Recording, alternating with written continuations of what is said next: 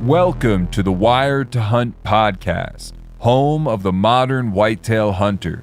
And now, your host, Mark Kenyon. Welcome to the Wired to Hunt podcast. I'm your host, Mark Kenyon, and today on the show, I'm joined by the one and only Dan Johnson of the Nine Finger Chronicles to explore the latest lessons that we've learned in our personal journeys raising kids to enjoy and explore the outdoors.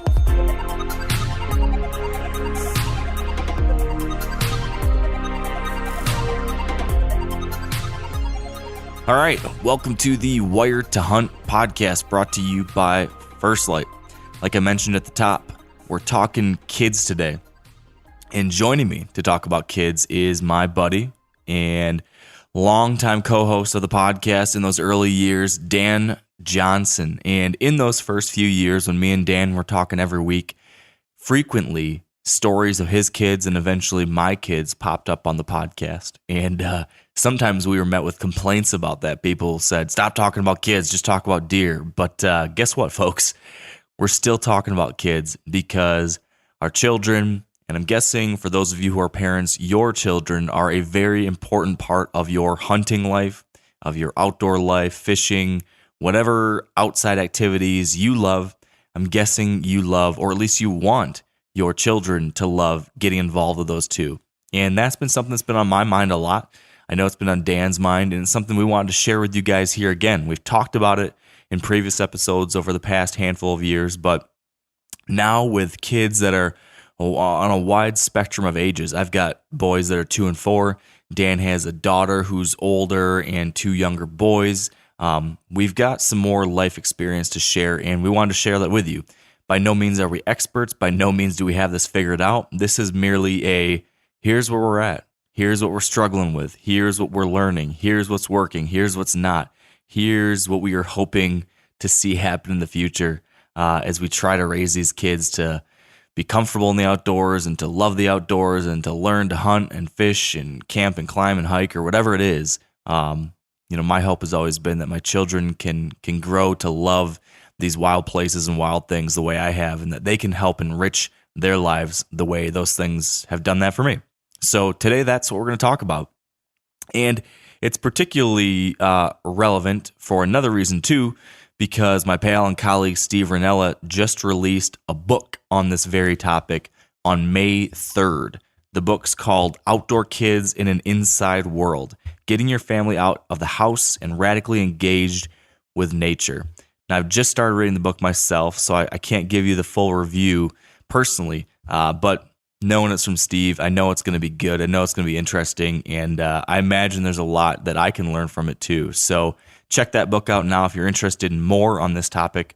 If you have kids yourself, or if you're wanting to have kids in the future and you're struggling to think about how do we get these kids outside and off their phones and off of the TV and off of Instagram or TikTok or whatever baloney it is these days, that book and hopefully this conversation can be helpful starting points. So with that said, let's get to my chat with Dan. We're talking kids. We're talking the outdoors. We got some funny stories. We got some lessons learned and a little bit of everything else in between. Thanks for tuning in. Here we go. All right. With me, I've got the one and only Daniel Nine Fingers, Madman Big Beard Johnson. How are you, buddy? What if I changed my middle name to Nine Fingers? Honestly, I think that most people would really be supportive of that. It basically is. Don't you feel like? Oh, I mean, if most people asked you, "Oh, what's your middle name?" I think a lot of people would say, "Well, it might be Nine Fingers." I guess I've never really thought of it until just now, which is crazy because I think about a lot of random things.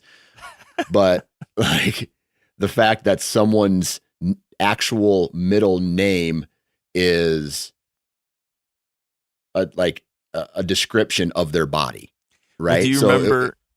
Do you remember there's a number of pro sports players that have done this. Like Chad Johnson was an NFL wide receiver, and he changed his name to his number. He became Ocho Cinco. Number. Yeah. That could be you. It could be Mark, because right now you're still rocking the mustache, right? Yes, sir. Mark Mustache Kenyon. see it's too fresh. Like the mustache has not become iconic enough for me. So people wouldn't see that and immediately think, "Oh, Mark Kenyon." I think it's only when your middle name is such a stand-in for who you are as a person, only then can you make that switch. So in your case, Nine Fingers, I mean, you really are the Chad Johnson of the hunting world. You could totally do that. Oh man, I love that reference. I'm the Ocho Cinco of the hunting industry. Nice. Yeah, man. I think that should stick. What is your real middle name? David. David. Okay. Mark David Kenyon. That sounds like you're an elitist. You sound like Okay, well then what's yours? Keith. You sound like a freaking hillbilly. Yeah, exactly. And that's correct. Like, I'm Daniel Keith Johnson. Yeah. I'm a Mark David Kenyon. we were named appropriately, Dan. Exactly. How the hell are you? I'm good, man. How are you? I'm good. I'm glad we're doing this. It's been too long. I know. So how many people have already shut this episode off, you think? I'm hoping most, because I always like to I like to do these podcasts with zero pressure and zero inhibitions, knowing that there's no audience. So zero expectations. So we can really talk about anything we want. These are really the best. So how's your sex life lately? Oh, boy. Don't answer that question. I was getting ready to. Earmuffs. Yep, exactly. In all seriousness, what is new other than that? Anything? Just work, man. You know, it's crazy. I was having this conversation with a guy the other day who he's not like full-time into hunting. He does it kind of as a side gig. And I was just like, man, I thought I was going to be spending a lot more time outside and doing all this, you know, like obviously during the hunting season, I can use the excuse, hey, I'm in, you know, I do this for a living so I can get out and hunt. But like, I want to go out and maybe turkey hunt more, or I want to go out and look for mushrooms or do more scouting. Instead, I spend a lot of time in front of a computer, especially this week, and the rest of this month will be, we're getting ready to launch a new website. And so, it's just like, it's back to the same kind of work that I was doing before I got laid off, but I'm doing it for myself now, I guess, which is better, but still I'm not spending that outside time like I want to. Which one of your bosses is more annoying, the old boss or the new one? Definitely me. Definitely. I'm way more annoying to myself than my old boss. My old boss was cool, man. He would pull me into his office, and cause he was a new deer hunter. And so he would pull me into his office like in the middle of the day, and he'd be like, hey man, can you come look at this map real quick? So I got a picture of this deer here, and I got a picture of this deer here, and I'm trying to think about what he's doing. So he would actually pull me into his office and talk to me about like hunting strategy every once in a while. And so I thought I was getting pulled into his office and I was going to get in trouble, but it was more of a hunting strategy conversation, which was nice. I actually have to now hold myself accountable for the work that I'm doing and to, you know, keep the lights on. And so I have the Dan Johnson on one shoulder and the Dan Johnson on the other shoulder is like, you should go mushroom hunting and you should go scouting. And then the other one's like, actually, you should finish your work today, and then you should go do some chores around the house and blah, blah, blah. I'm just like, oh, both of you shut up. Like, it's, I don't know, man. It's nuts. All right. Now, I feel like, though, I got to go back to your boss, because I feel like he was really doing you dirty when, for years, he was calling you to his office, and you were scared you were in trouble, but instead he tricked you and was just talking about deer hunting. And then finally, after you trusted him, he did bring you in and lay you off. I mean, that's like the ultimate worst. Isn't it? Yeah, in a way. But at the same time, I didn't care that I got laid off, right? So I think in a way it was the best thing for me. And I'll be honest, I probably wasn't an ideal employee. I mean, really? No, I mean, I built everything that I have at work certain weeks, when I wasn't You busy. said like this? You built this while at work? Yeah, exactly. I think in the early days when we recorded some of the original Wired to Hunt episodes, some of those were in a unused, I guess, a conference room at work. Yeah, I guess that's not ideal. Right. On the clock, getting paid to talk about deer hunting. Well, he never listened to the podcast, did he? Or did he? Oh yeah, he listened to it. He listened to all of them, I think. Well, hopefully not this one. All right. Yeah, I don't know if he's listening to them anymore, but I don't think he cares. So it's a win-win. That's good. That's good, man. So you talked about the fact that you maybe don't hunt as much as you thought you were gonna. Is that actually true? Do you really think that you hunt less now, or what's that look like pre, new job versus old job? What's your hunting balance like? I wouldn't say that the hunting has gone down because I do spend a lot of time hunting. I would say the rest of the year is not what I thought it was. You know what I mean? Like, I would definitely love to go fishing more. I would definitely love to be scouting more and doing other outdoor activities. Like today, I wish I was mushroom hunting, but I got work to do. So this new website launch that I mentioned, uploading all the podcasts for the network and all that stuff. So it's like, I wish I was doing it, but I have to be an adult and run a business. And that, I don't know, that is it's awesome and not awesome at the same time, if that makes any type of sense. It makes 100% sense. Yeah. And it's also you could take that same answer and you could apply it to our topic that I want us to talk about today, which is kids. They are awesome and not awesome all at the same time. I think we can all agree on that. There's moments of both. Right. Yeah, man. I know that it's funny. I was thinking about this last night, and I remember thinking about those early Wired to Hunt episodes that we recorded, and you'd be telling me about how you felt, bad going on a big hunting trip and leaving your wife and your daughter home alone, or you felt like you should be doing more of this other stuff, or you need to do a better job of balancing, or you were trying to figure out how to spend time with your daughter outside while also trying to get these things done that you needed to do to deer hunt. Mm-hmm. And I remember being so unsympathetic to that and being like, Dan, you just got to get out more. Dan, you just got to hunt more. Buddy. Dan, you just got to. And I got to thinking last night, I must have been so annoying. So annoying. This young, stupid kid with no kids of his own telling you what you should do exactly. as his dad. Exactly. And now I understand so much more. But that first year after my first son was born, me and our buddy Andy Bradley did a podcast where we talked a little bit about raising, what it's like having kids and trying to raise them in the outdoors and trying to teach them about hunting and fishing and camping and all these other different things that we like to do. So we did that when Everett was like 5 months old, and at your point, I think Ava was probably 4 or 5, maybe, or yeah, it depends on how long ago. I don't know how long ago that. This would have been 2018. 18, so that summer 2018. So I would have had my third, depending on what time, I would have had my third kid, and he would have been just barely born. Yeah. So we are now, almost 5 years on from that, 4+ years on from that. Yeah. So Everett now is 4, and my second, Colt, is 2. And, this is my 5th year as a parent. So I've got a whole new experience set. Yeah. Now, how old are your kids? So you've got 3 now. Ava. What are the ages now? Yeah, Ava's 9, Mac is 7, and Knox is 4. He'll be 5 in September. Yeah. So we've got a whole new set of, I think, learnings and lessons and insights. And we have checked in on this occasionally in the years since. I think we did another episode where we talked about this to some degree, but I thought this would be a good time to circle back.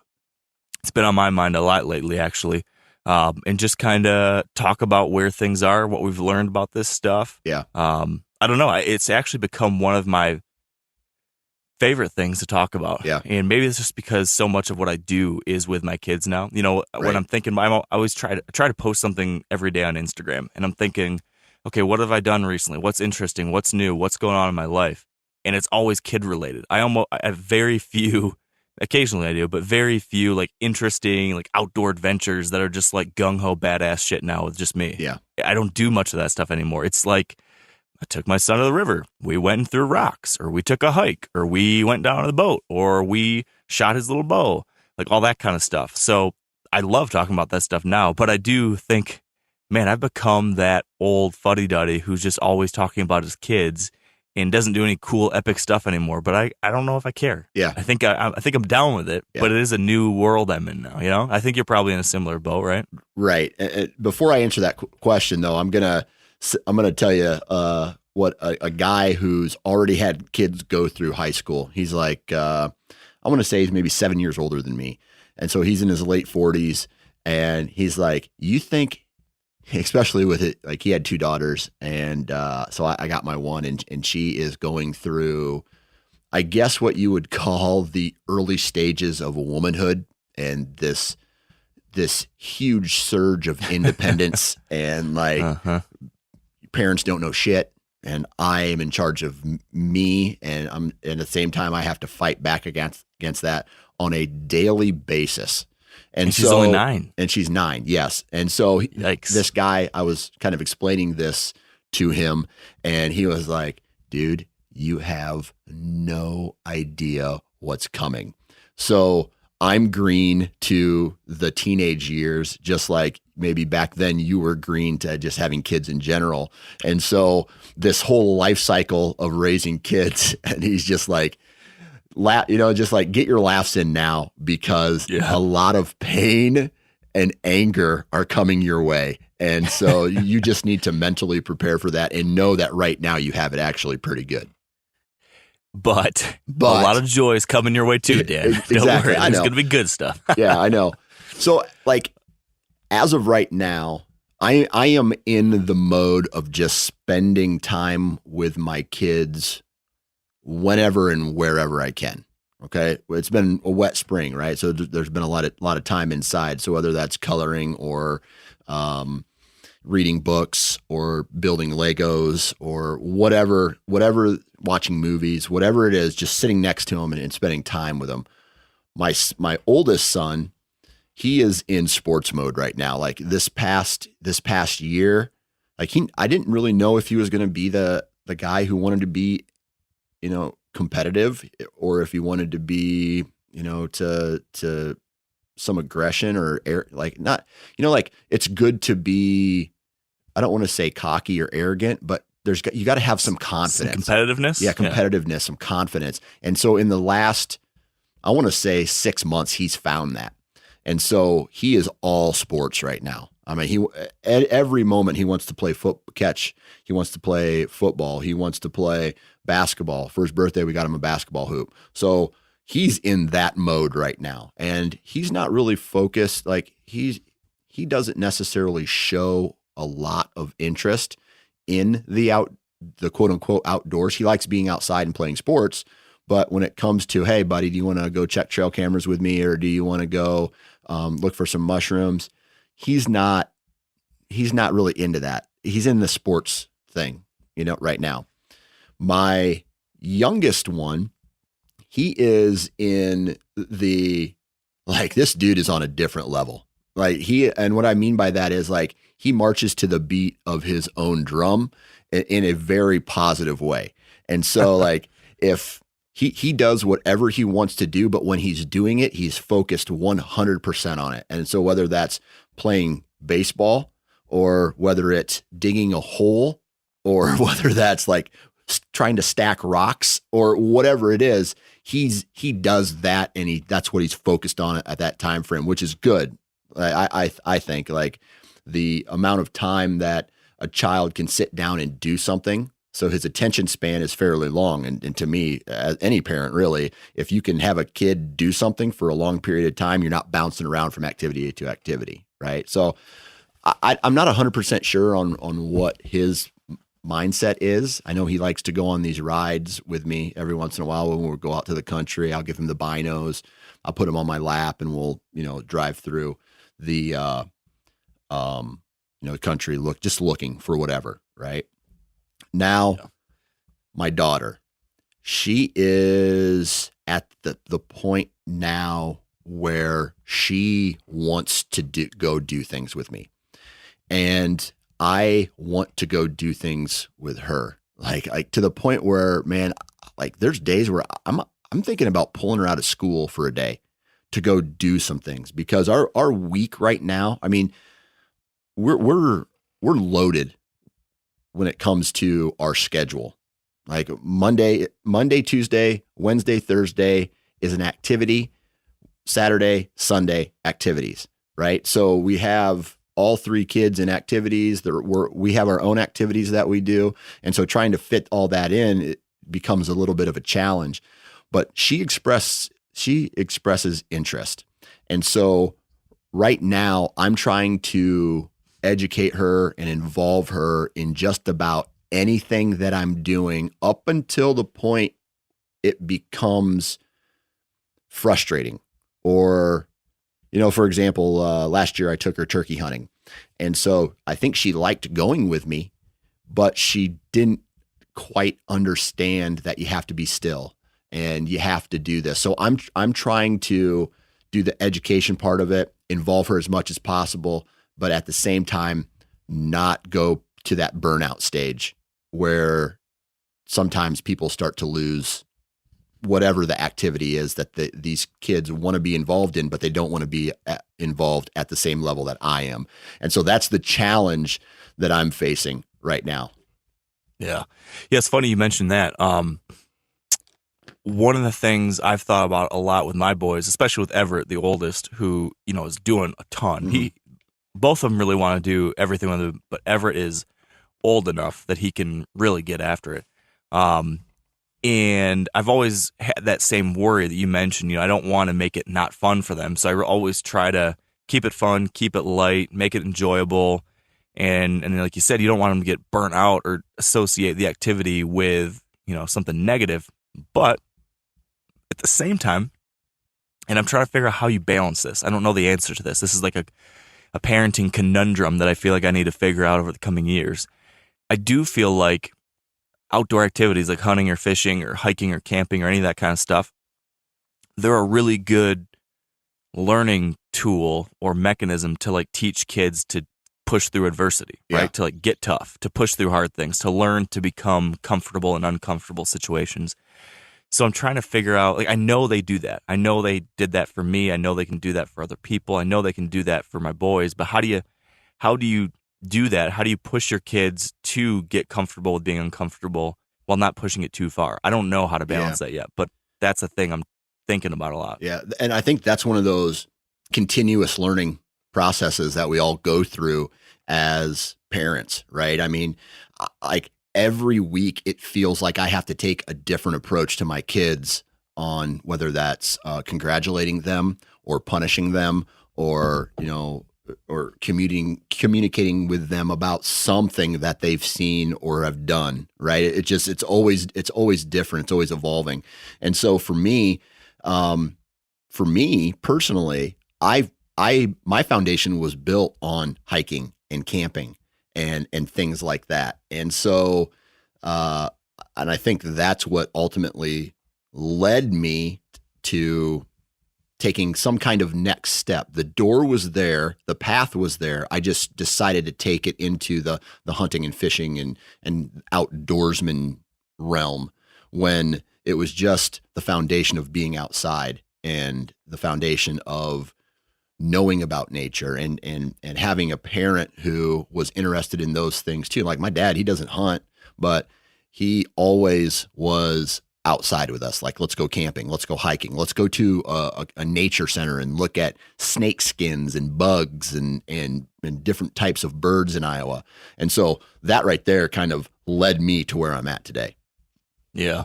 Yeah. That's something that I've thought too, like that foundation of just general interest and excitement with the outdoors is so key. So we've been trying to, as much as possible, make those opportunities a part of our life, like in any way we can. It's so if we're going to go out to eat, we might go out and do a picnic instead, right? Or just, if we're doing activities, it's 9 times out of 10 going to be something outside. If it's a winter, we're going to go play in the snow at the park. If it's the summer, we're going to go throw rocks in the river. It's like all those little things. One of the coolest things we did, and I realize this isn't available everywhere, but we just were lucky we had this.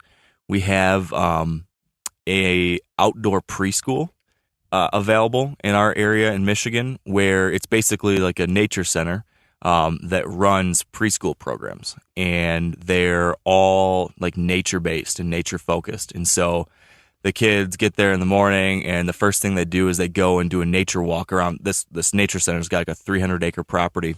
And so they go walk the property, and they study worms and plants and trees and look for animals, and they use nature to teach different things. So they'll count rocks, or they'll identify the different colors of flowers, or they'll, all these different things.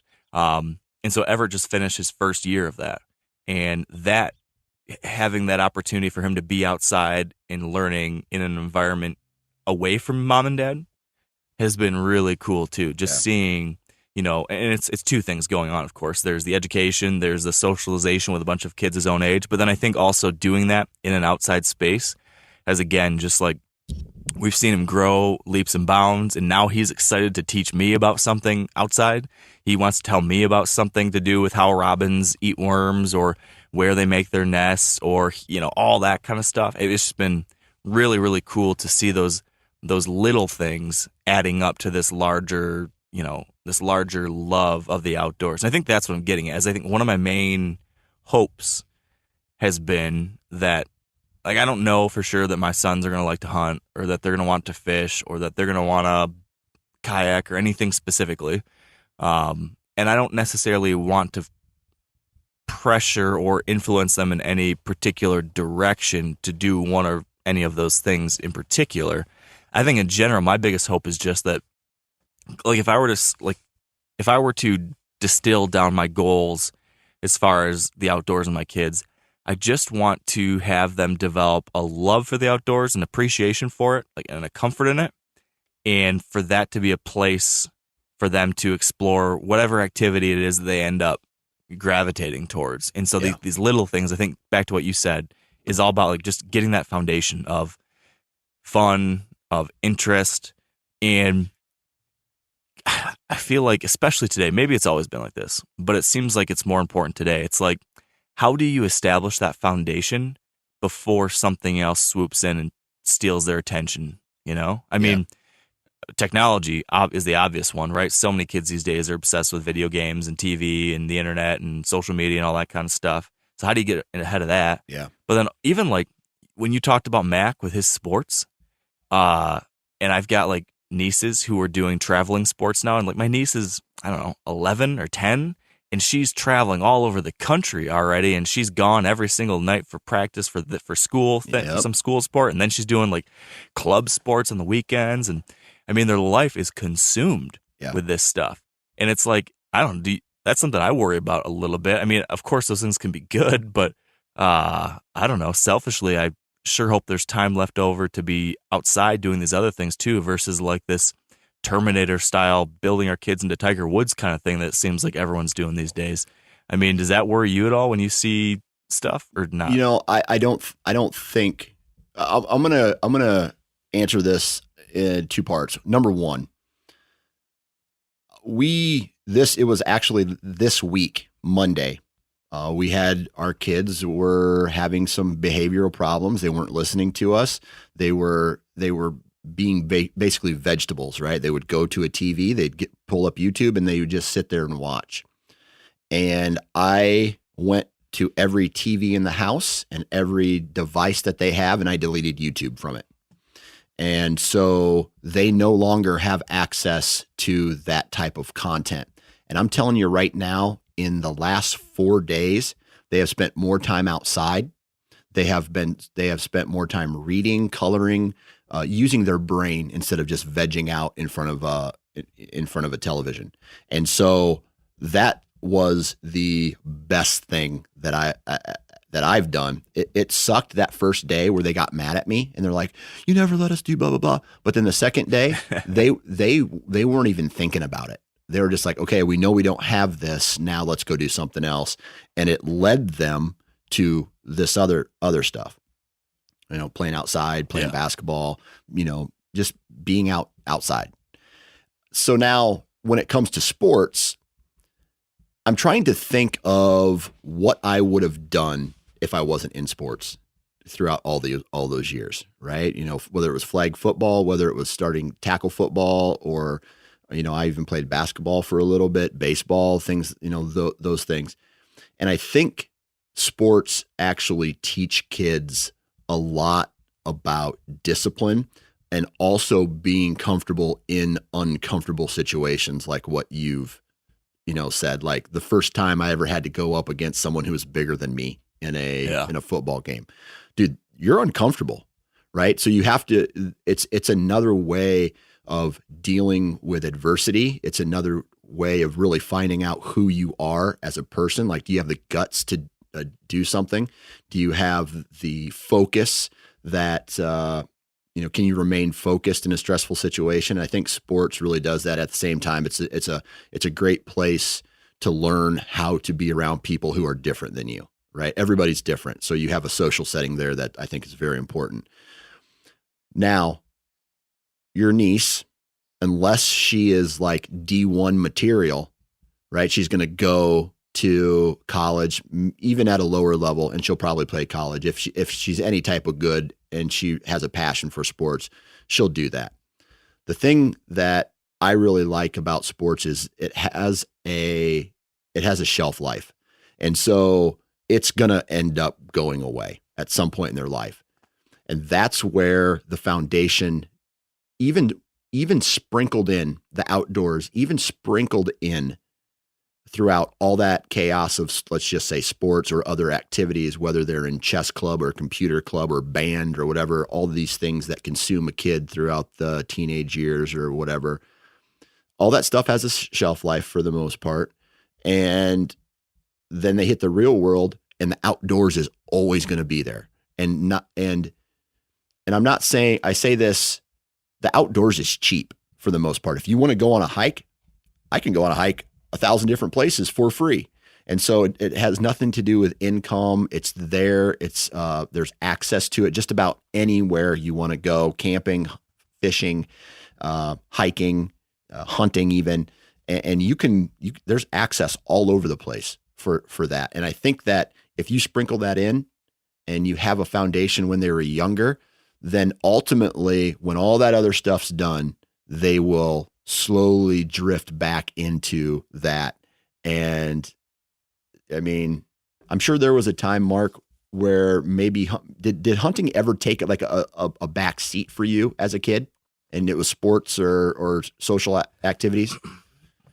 I mean, it certainly took a back seat. It was always something I really enjoyed, but it definitely was not like the full-blown obsession during high school and college. Like I was still going out and partying or going and playing sports and doing that kind of stuff. Yeah. In retrospect, I look back on those years and I think, geez, I wish I would have been, taking that free time I had, and instead of going to a house party or going to a football game or something, I wish I had, instead road trip to Alaska or something like that. That makes two of us there, man. Yeah. But yes, like it was always a part of my life, it was like the biggest part of my life outside of like school or social or sports events during high school and stuff like that, sports activity, whatever. Yeah. So yes, but I hear it all. I hear everything you're saying, and I recognize the truth in it. But I also, deep down inside of me, selfishly, yes, am still hoping that my boys can find. I selfishly, I hope that they can get all those things, and that they'll want to get those things, and that their interest would be more on the outdoor side of things. Because you can get all those same things. You can fill up all your free time with hiking, hunting, fishing, or climbing, or mountain biking, or kayaking, or rafting, or whatever it is. So selfishly, and I don't know if this is a good thing or a bad thing, that I have an opinion, like that I have a desire, and I know I can't push this on my kids. I know that I shouldn't, and I'm going to try not to, but I'd be lying if I if I told you that I didn't kind of hope that they go that direction. Oh yeah, absolutely. And I don't know if that's okay or not to have that. Maybe that's a bad thing that I have a secret desire. I don't know. No, man, it's okay, because I ultimately want the same thing. How cool would it be to be able, whether it's 9 years old, 7 years old, 5 years old, if you had this kid who was as diehard about hunting and fishing as you were, and they want to go out, dude, that is an excuse for you to go out and hunt as much as you want, because you're involving the kids in it, right? And that's ultimately what you want. But I mean, even getting into just like, this is my dream. Like, and this is what I think about a lot is when, and I think about it for my daughter too, right? But there's something about a son and a father and a son. There's a connection there, and I want the same thing for my daughter, but I think about it with my son a lot. And how cool would it be? And maybe it's because I'm a guy, he's a guy, right? Maybe it's that connection too. I want the same thing for my daughter, but how cool would it be to just be like, hey, what are you doing today? Oh, nothing. You want to go hunt? Yeah, let's go do that. Dude, I saw a big buck. And have these, like me and you, we have these strategy talks. Imagine someday breaking down a hunt with your son. And so cool. You know what I mean? Like, and having this in-depth conversation, because they've learned what they've learned from you, but at the same time, you've let them go. They've come back to it, and they've started the observing process, and they've started the education, the self-education to come to the spot where then you guys can connect. And now your best hunting buddy is your son or your daughter.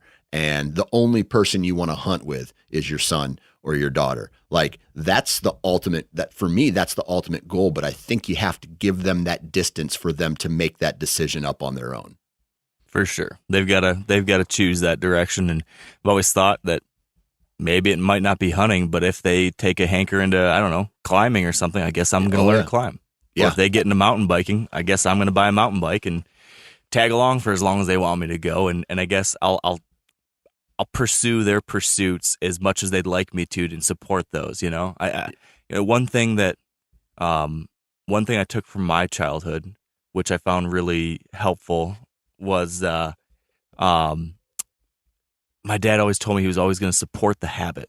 So he was going to, if he found a thing that I was passionate about or excited about, he would spoil me in that arena. So in this case, when he found that I was really into bass fishing in high school, that was the one thing. Like, everything else I'd ask for, he wasn't giving it to me. He had to work for it, I had to pay for it myself, whatever. But he noticed, like, hey, here's one of those habits that he's really angling towards, specifically, like, he's really getting into bass fishing, and he recognized that as a good avenue into the outdoors, even though that wasn't something he had previously been into.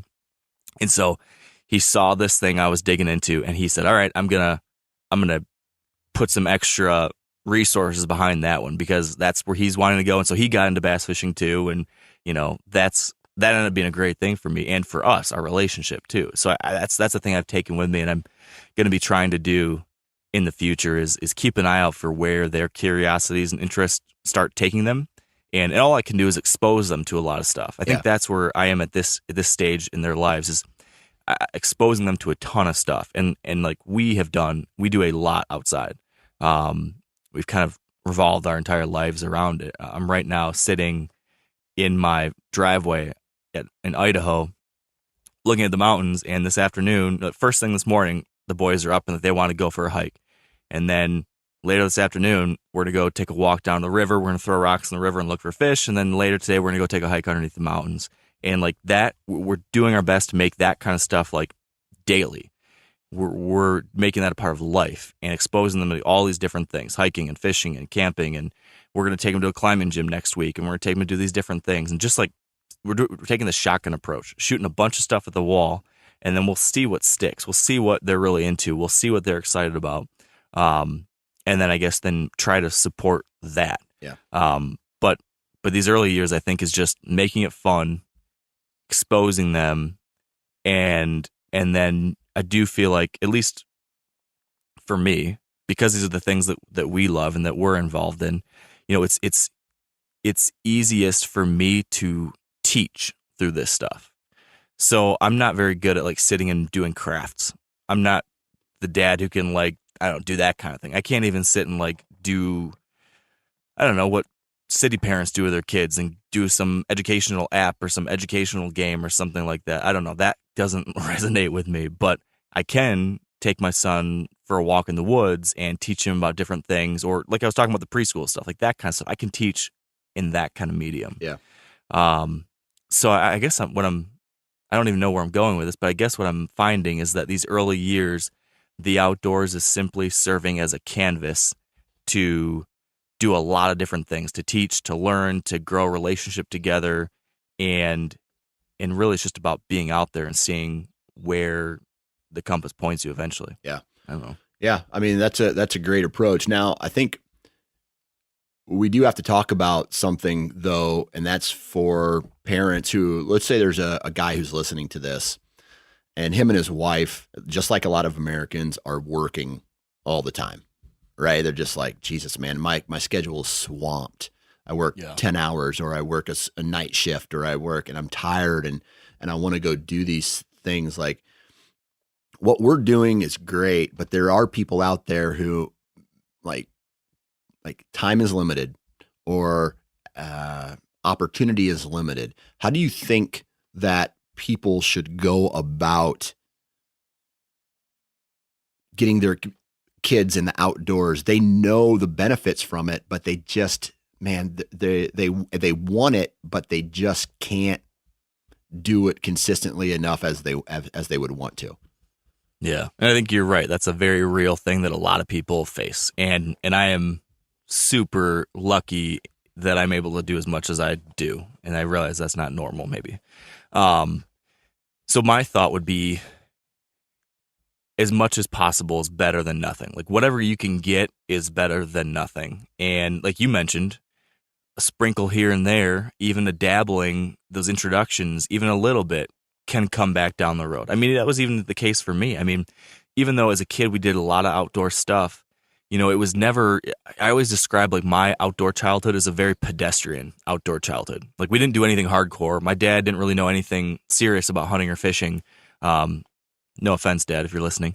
But, you know, he wasn't like hardcore in any kind of way. He was just, let's go out to the river, or let's go to the lake for a little bit. And we never caught anything. And we're always like, well, at least you don't need to clean any fish. Or you go hunting, and we never killed anything. But it's like, well, at least you don't need to gut a deer. And like, we didn't do like big adventures. It was like, well, let's go camp at the little city campground down the road along the lake. It was very local Michigan pedestrian stuff. So in a way, I was just getting introduced with little sprinkles here and there.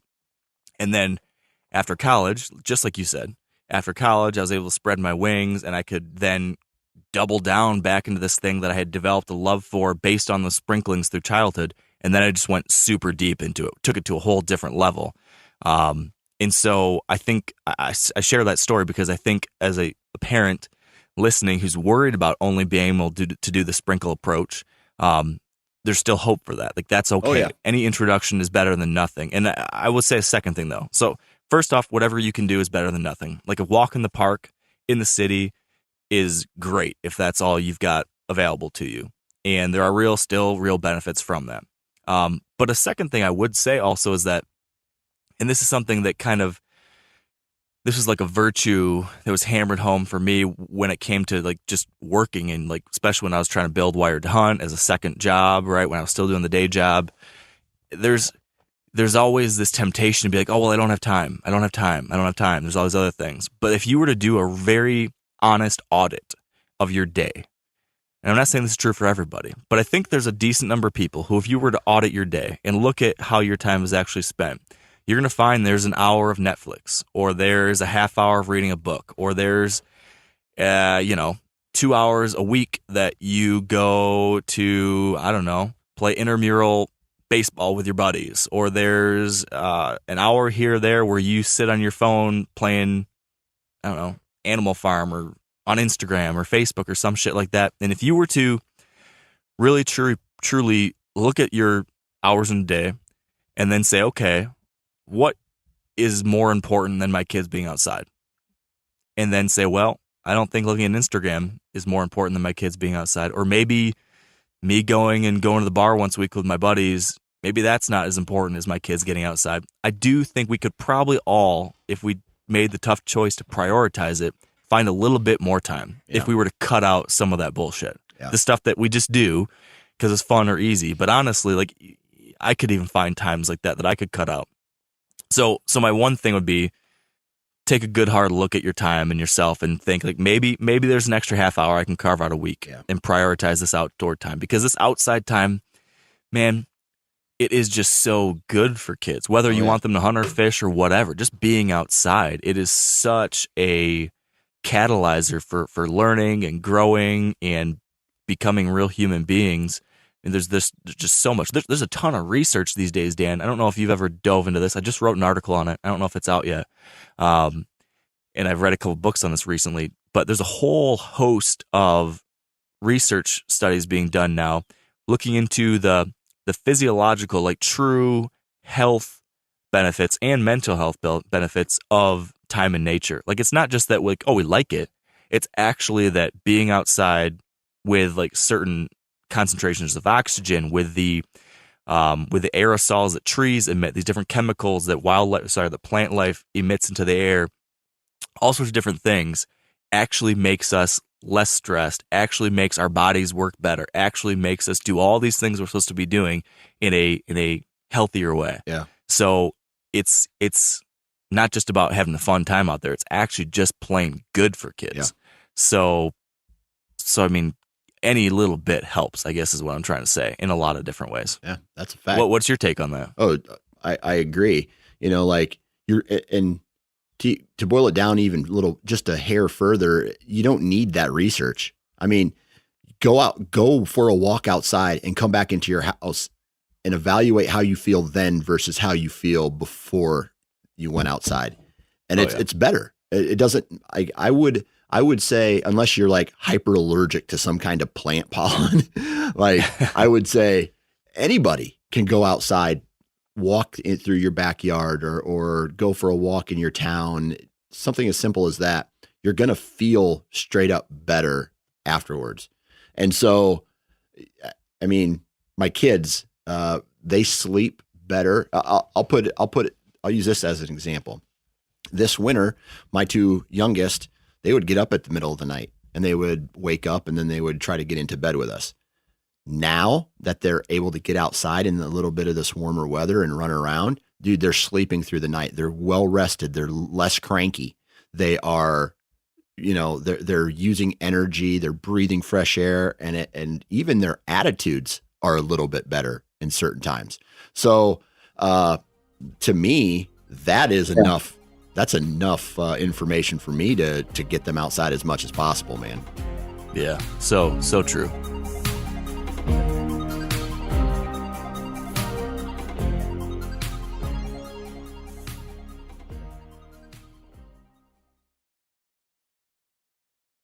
So let's try to think back on some recent stories or experiences or lessons learned we've had over the last year or two, as far as doing stuff with our kids outside, camping, hiking, fishing, boating, hunting.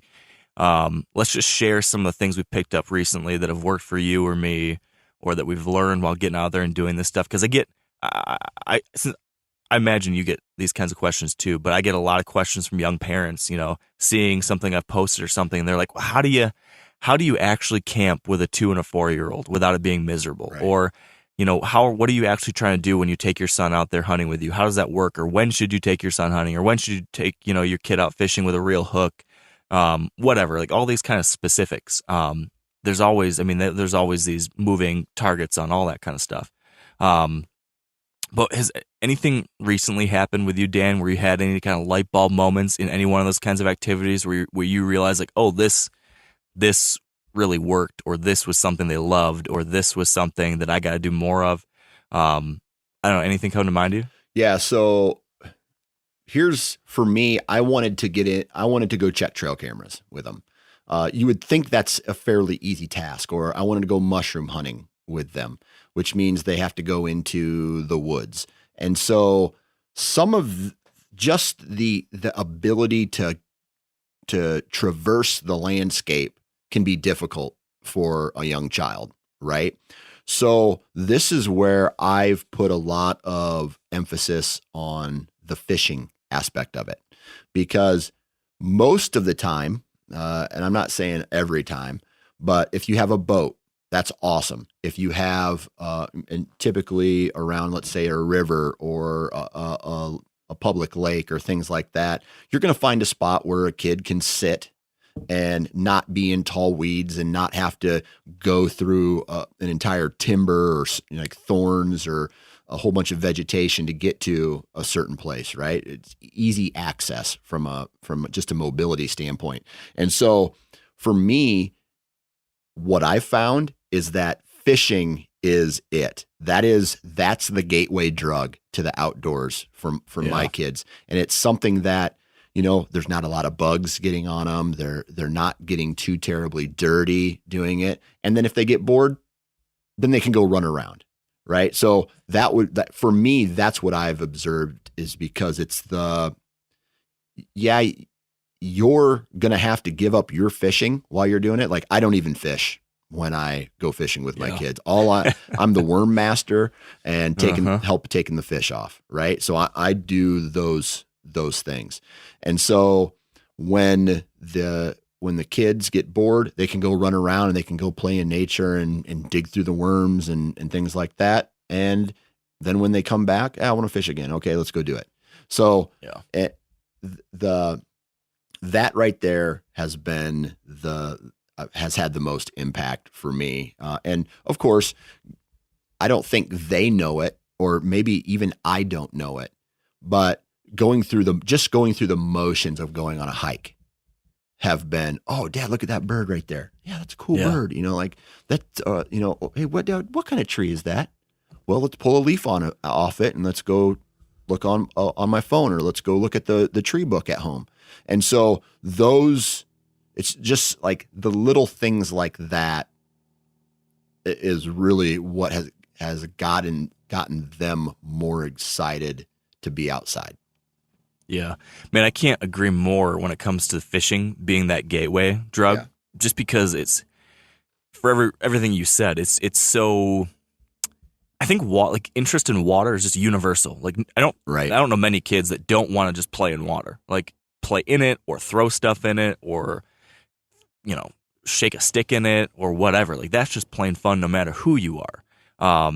So I think you've got like a little extra handicap there. Like, it's helping you out just because water is innately fun no matter what. Right. And then, like you said, fishing can be, if you're on a boat, there's a lot of good things going for you, or actually trying to fish. Like, that's a relatively easy way.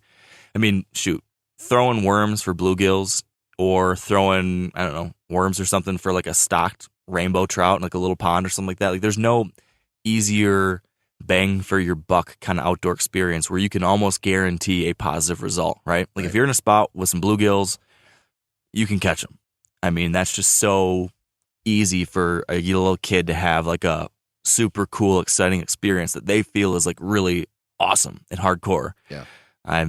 It's hard to beat that. I mean, last year, probably the best thing we did last year was buy a boat.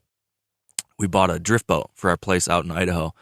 And all summer, we would take off, a couple minutes down the road, hop on a river with a boat and float down the river.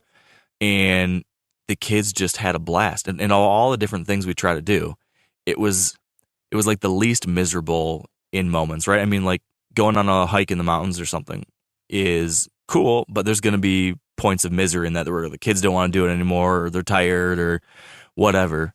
But floating on a boat down a river is hard to, there's not a lot of bad stuff that can go wrong. It's mostly just relaxing. The kids can have fun. You can fish a little bit. You can stop and let the kids fish. Like you were talking about, the kids can just run around or play when you pull off on the side of the river and play on the shore. We did a bunch of things on the boat to make it kid friendly. So we bring a bunch of squirt guns. We'd bring a bucket full of rocks, tiny little rocks. And then the whole float down the river, they would just throw rocks and throw rocks and throw rocks. We cut up pool noodles and tied them onto pieces of paracord and then tied those off on the side of the boat. And so all over the boat, there was different pieces of pool noodle on different lengths of rope that they could toss out there and try to hit things and pull it back and do different stuff like that. And I mean, we could spend 10 hours out there on the river doing that, and they would want more of it the next day. Yeah. It was just like, it was such a fun thing. And it was like, it was fun for them, but it was actually also still fun for me. I mean, there's sometimes when you're doing a thing with your kids where you're doing it for them, and it's not a ton of super fun and like a, what am I trying to say? Do you know what I mean? Like there's no such thing as a family fun for everyone scenario. At least different levels of it, right? Like, I mean, but there was floating down the river with a beer in the koozie next to me, and I'm rowing. Like, I'm just kind of like, man, I'd be doing this no matter what, whether I had the kids with me or not. Like, this is just nice. And then the kids are also having a great time too. So it was like we're both at a 10. While other times it might be that, my son's at a 10 and I'm like at a 6. Of course, those things vary. I'm not saying like I'm always not having fun with my kids. I'm oftentimes having fun with my kids. But that was one of those things where it was easy for us all to be having a really great time. And I think trying to find more opportunities where it's like that, where everybody can be at a 10, like you got to kind of pick and choose your spots. Like with hiking, we still try to go out and do a lot of hikes with our kids out here.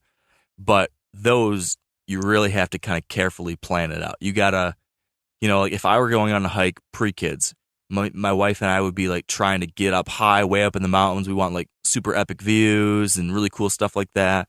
But with kids, it's very hard to find spots where you can get up to like some epic view like that without having to go a very long distance or a very hard hike. And, all sorts of things can happen in those scenarios where your kids are not going to be having fun, or it's going to be really tough for you if you're hauling them on your back or something. So we've just had to be a lot more strategic in doing a lot of research or asking around or searching out, actually finding a couple places where you can have like a pre-kid kind of hike, but it's actually kid friendly as far as difficulty or distance. Yeah.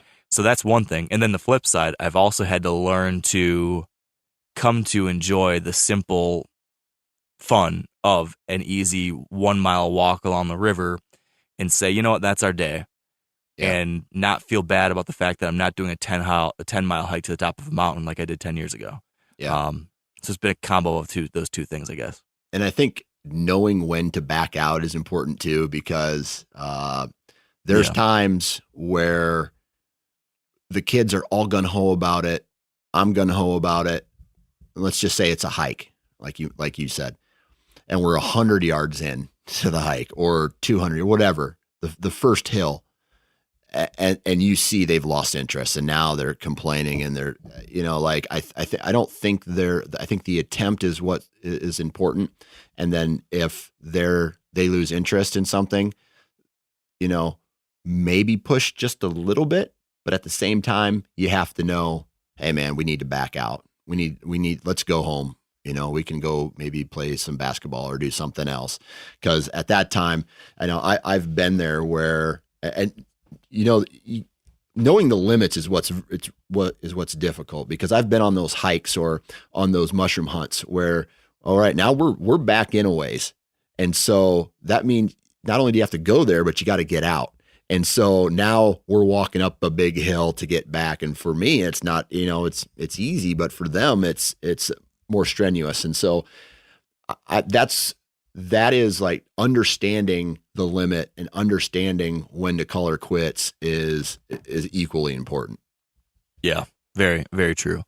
So on that topic, another thing I did think about was some of the little tricks I've learned to make those more enjoyable for the kids, I guess, or to convince them to go further, whether it's like shed hunt, a mushroom hunt, or a hike or something like that. I mean, always having snacks is like the easiest cheat code for me, at least. Or promising them Dairy Queen. Yeah, that too. But I mean, being able to kind of divvy out little bits of snacks and candy or something special along the way, that can always buy me an extra half hour or an extra mile or something like that. Yep. Like that's a thing. Like if I ever forget that, I always rue it. I always regret making that oversight. Another thing that was kind of hard for me at first, and still is a little bit, this will be no surprise to you, Dan, from the years of hearing me talk, but like I am always just so like, I want to get to the next thing. I want to get to the goal, right? I'm just like, I want to get there. I want to go to this thing. So when I'm hiking, traditionally, like pre-kid Mark was, I had a destination in mind and I was like wanting to go as fast as we can, as hard as we can to get to that place. So I was like the speed hiker didn't take a second to look at anything else. And with kids, especially now, like at first, that first year or two, when Everett could ride on my back in the baby carrier, I could still do that. But now he's too old to be in anything like that. So we're going at his pace.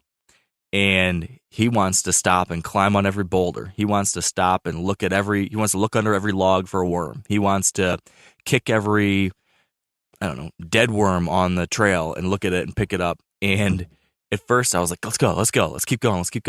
Come on. All right. We gotta move to the next one. But I'm realizing more and more the importance of just being okay with all those detours, because that's the fun thing for them. Yeah. And the more I let him, climb on every boulder and do that kind of stuff, yeah, it slows us down. Yeah, we don't go as far. Yeah, we never get to these end goals anymore. But he enjoys it more and then wants to go and do that kind of thing more often. Yeah. And so someday we'll get to the point where he wants to go to an end goal too. And so someday we'll get back to that kind of stuff. And some days, even at this age, he actually gets a burst of energy and really does want to go for a long walk or whatever. And so we still get to do those things. But I think letting them have fun along the way in whatever way they find fun, even if that's different than yours, like that's been important to me. So we bring a lot of snacks, we bring a lot of water, we let them mess around with every little weird curiosity they find along the way. And, we do, I think, a little bit of bribery, like you talked about. Yeah. Lots of times if we're going to go on a hike or a shed hunt or something like that, I'll have like a planned special thing for afterwards. So I was like, all right, guys, we're going to go out on this fun hike. And we always know after a big hike, we're always going to get donuts, or we're going to get ice cream or something like that. So it becomes like a special thing, like a big package. Yeah. So there's all these special things around it. And like even when I have been taking my son up to our deer camp now, up to Kenroven, I've taken him up there a few times now. And with that too, I'm always trying to make these things into special events. So it's not just like we're going to go up to deer camp and go deer hunting and expecting him to have fun going up to the cabin, but it's knowing that, all right, when we go up to the cabin, we're also going to stop for a special breakfast. We'll get whatever you want. And we're also going to, let you pick a candy bar out. He never gets to get candy, but in this case, you could have a candy bar when we go up there. Whatever it is, like all these special things I'll layer on top of that other thing so that it becomes extra fun for all these other reasons. And they begin to associate this extra fun or extra special stuff around these types of outings. Yeah.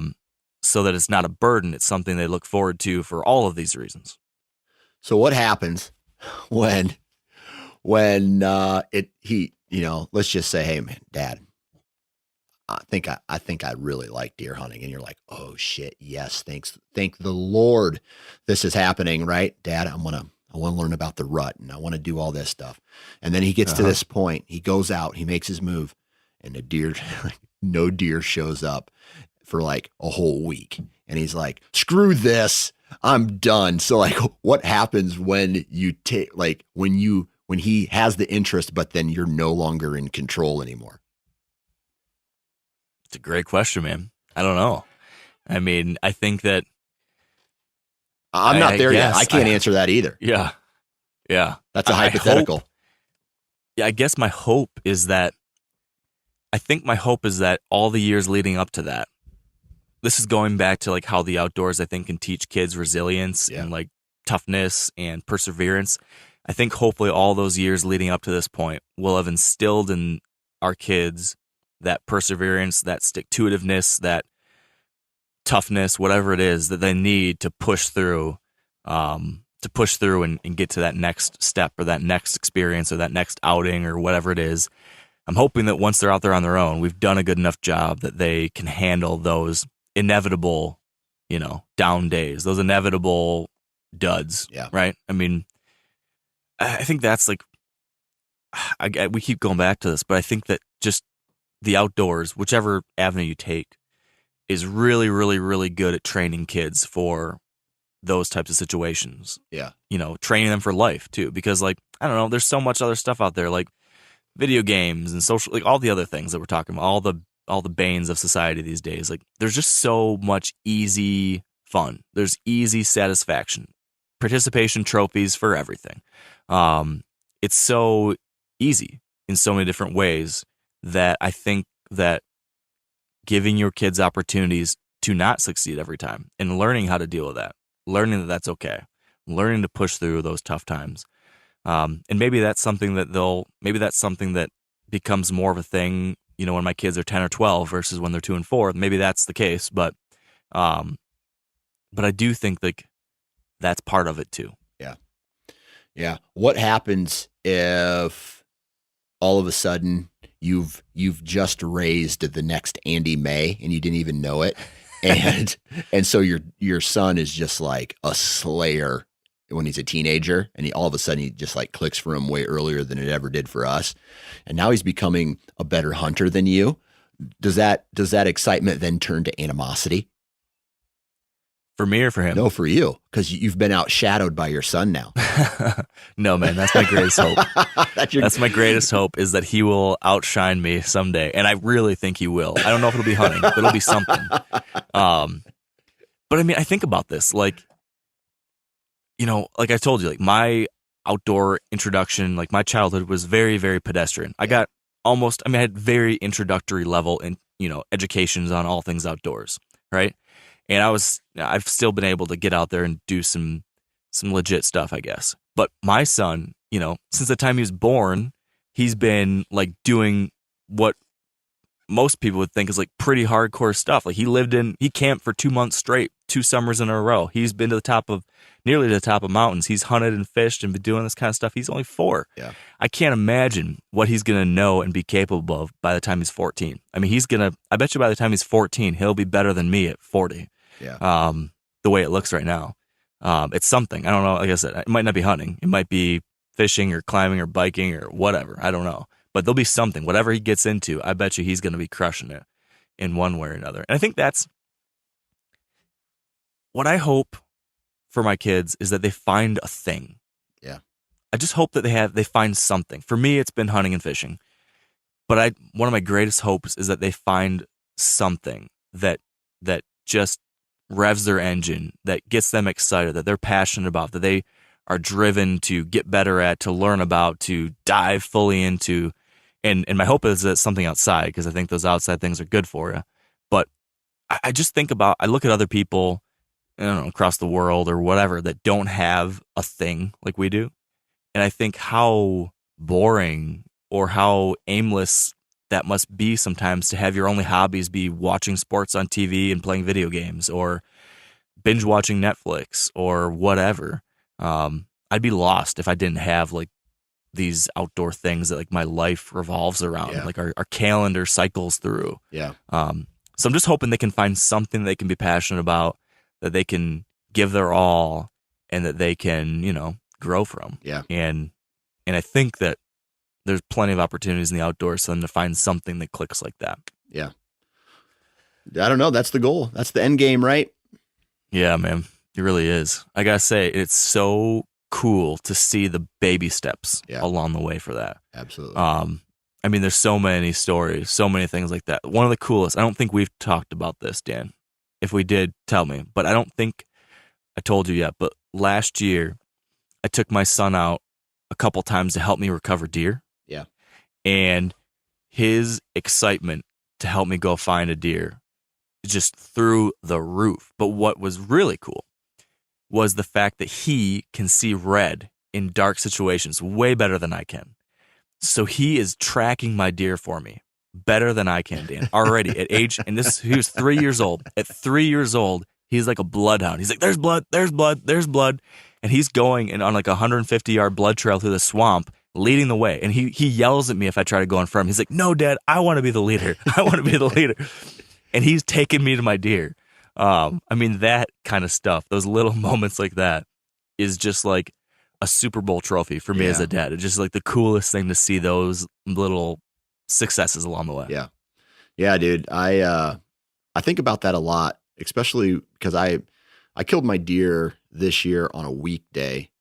And so the kids had school, and that it would have been the perfect blood trail, right? I watched the deer drop, but it was like 40 or 50 yard track job, but I watched him drop, right? And I was like, man, that would be cool if I could get the kids down here.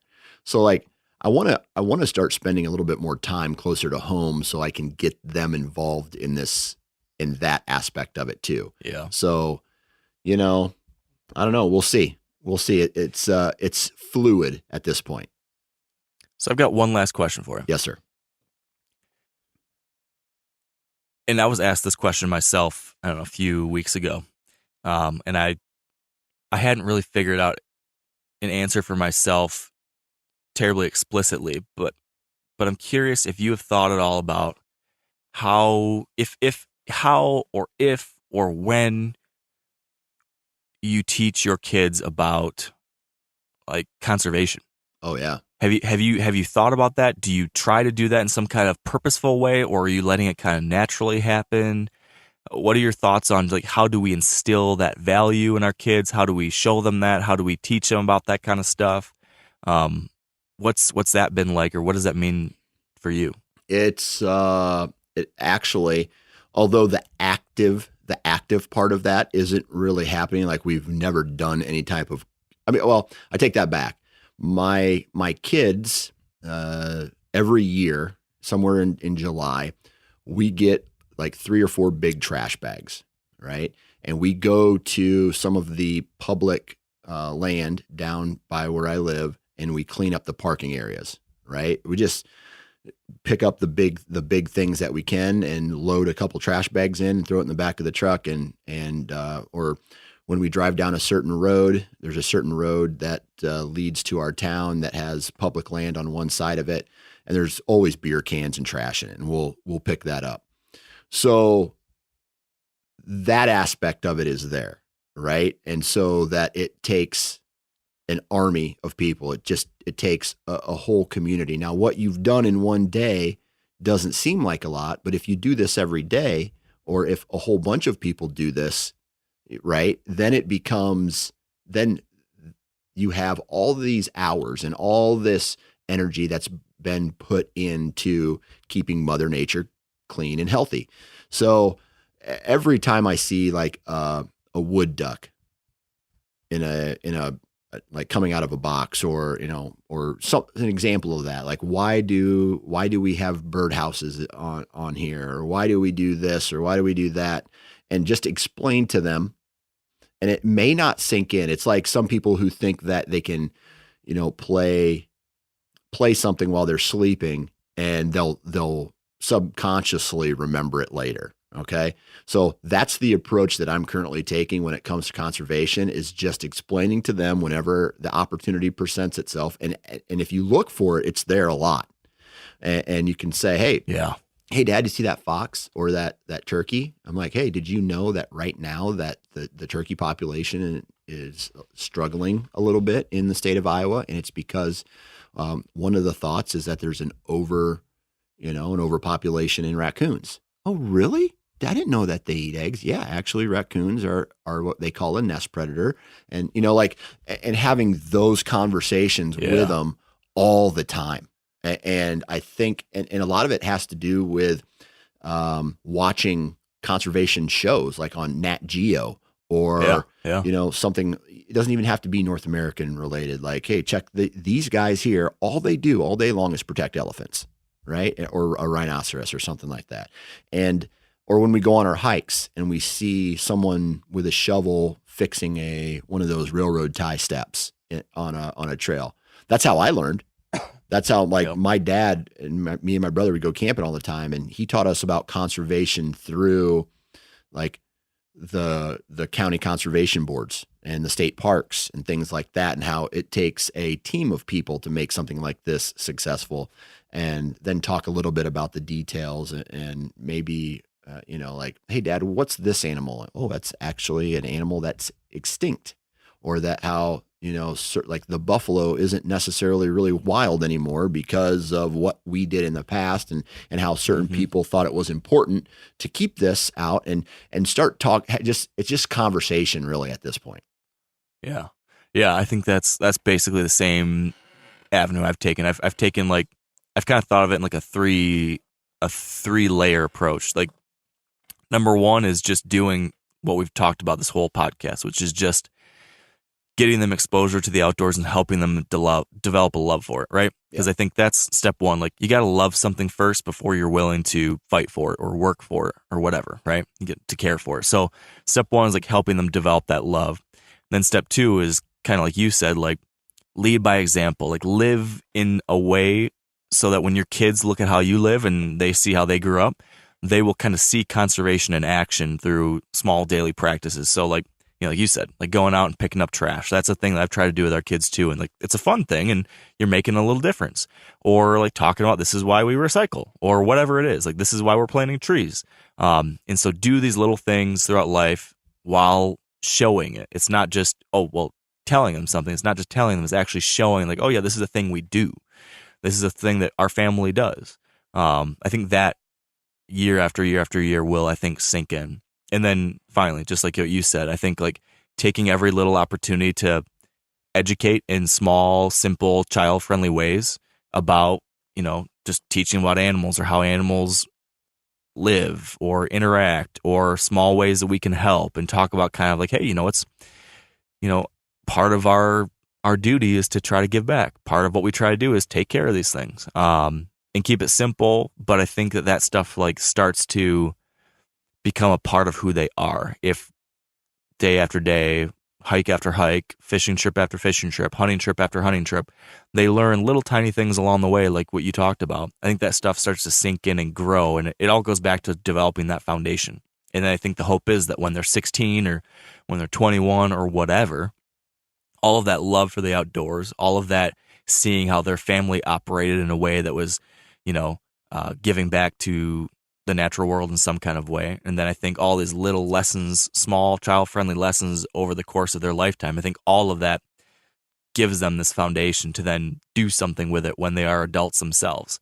And hopefully they'll love it enough to want to try to do something good too. Yeah. I don't think it's complicated. I think that's a simpler thing than maybe a lot of the other things we talked about. It's like, if you love it and you show that we should care about it, I think naturally that will grow within them. Yeah. Yeah. And I really think what you said earlier about shedding some of the waste in your life, like, dude, I don't watch TV anymore. If I do watch TV, I'm going to put an asterisk by that because I just finished Ozark this week.